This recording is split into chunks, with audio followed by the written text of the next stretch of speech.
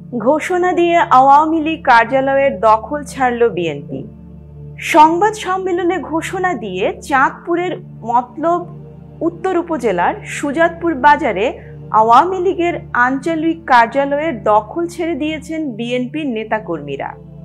সোমবার 21 এপ্রিল বিকেলে ওই কার্যালয়ে সংবাদ সম্মেলন করে এ ঘোষণা দেয়া হয়। এর আগে 5 আগস্ট আওয়ামী লীগ সরকার পতনের পর বিএনপি নেতাকর্মীদের একাংশ কার্যালয়টি দখল করে নেয়।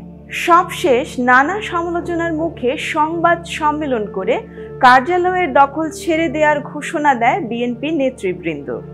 সংবাদ সম্মেলনে চাঁদপুর জেলা বিএনপির যুগ্ম সাধারণ সম্পাদক তানভীর হুদার পক্ষে লিখিত বক্তব্য পাঠ করেন মতলব উত্তর উপজেলা বিএনপির সাবেক যুগ্ম সাধারণ সম্পাদক আবু সৈয়দ গোলাম রাব্বানী মামুন।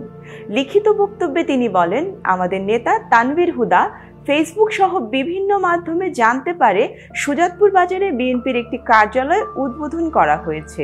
সুজাতপুর বাজারটি মতলব উত্তর উপজেলার একটি অত্যন্ত গুরুত্বপূর্ণ স্থান।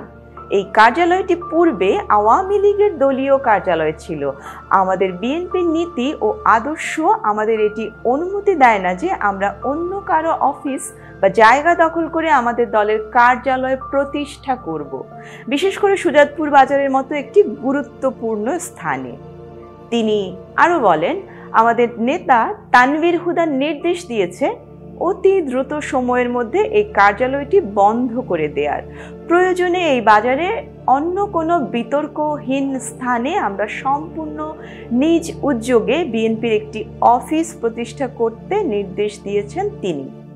আমরা তানভীর হুদার নির্দেশনায় কার্যালয় বন্ধ করলাম।